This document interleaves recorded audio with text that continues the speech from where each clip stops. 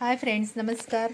तुमचं सर्वांचं एका नवीन रेसिपीसोबत आपल्या किचनमध्ये मनापासून स्वागत आहे. तर आज मी कारलं फ्राय किंवा कारल्याची चिप्स किंवा कारल्याची सुकी भाजी परतून केली असं म्हटलं तरी चालेल. या तर मग रेसिपीला सुरुवात करूया.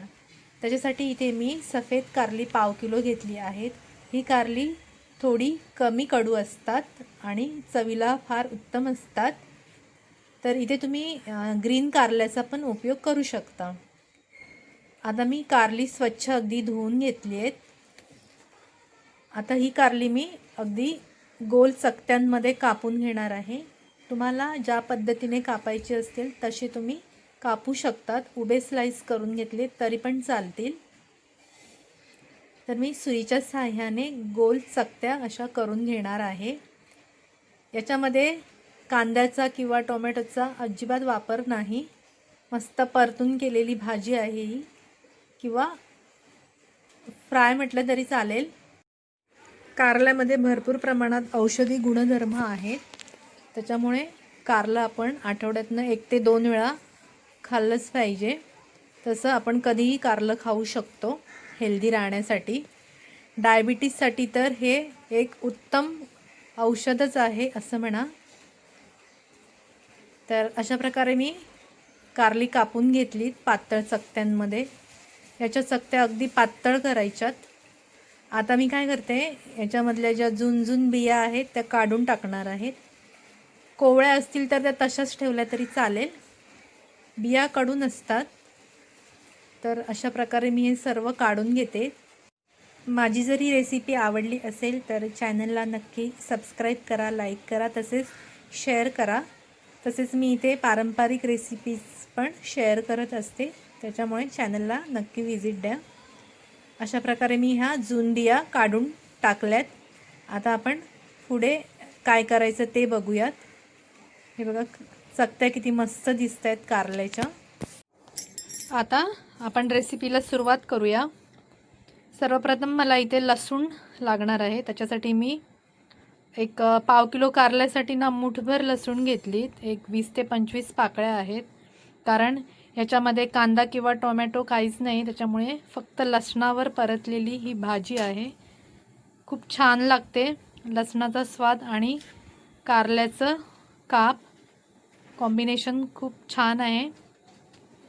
आता अशा प्रकारे बारीक चॉप करून घ्यायचं, किंवा ठेचून घेतला तरी चालेल, काहीच हरकत नाही. आता लसूण मस्त बारीक चॉप करून झाला. आता मी इथे एक पॅन घेतलं आहे. त्याच्यामध्ये 2 ते 3 टेबलस्पून तेल घालून घेतलं आहे. त्याच्यानंतर चिरलेला किंवा बारीक कापलेला हा लसूण घालून घ्यायचा आणि थोडासा हलकासा सोनेरी कलरवर आला की याच्यामध्ये लगेच कारलं घालून घ्यायचं. अशा प्रकारे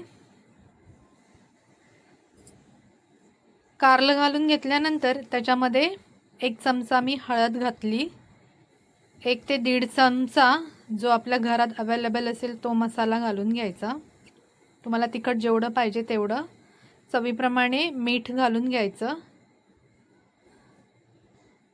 त्याच्यानंतर मी हे तांदळाचं पीठ थोडंसं याच्यामध्ये घालून घेते, जवळजवळ 1 चमचा.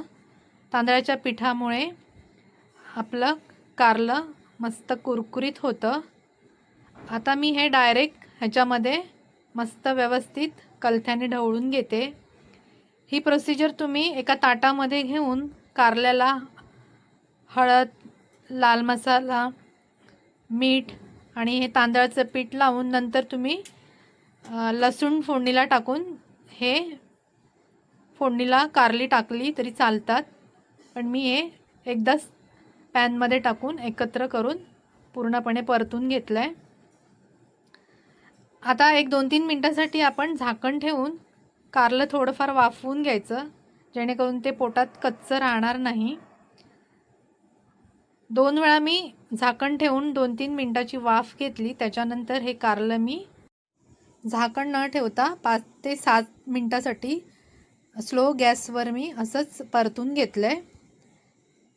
आता आपलं हे कारलं बघा तयार झालं आहे. मस्त कुरकुरीत लागतं. तुम्ही असंच पण खाऊ शकता किंवा चपाती भाकरीसोबत खाऊ शकता किंवा आमटी भातासोबत पण खाऊ शकता. खूप छान लागतं, जास्त कडू लागत नाही. पण शेवटी ते कारलं आहे, किती तुपात तळलं आणि साखरेत घोळलं तरी कडू ते कडूच असतं. त्याच्यामुळे थोडंफार कडू असतं, त्याचा गुणधर्मच आहे तो. कारलं कडू असलं तरी आठवड्यातनं 1 ते 2 वेळा नक्की खावं, आपल्या हेल्थसाठी खूप चांगलं असतं. माझा पूर्ण व्हिडिओ पाहिल्याबद्दल मी तुमची खरंच खूप मनापासून आभारी आहे. Thank you so much.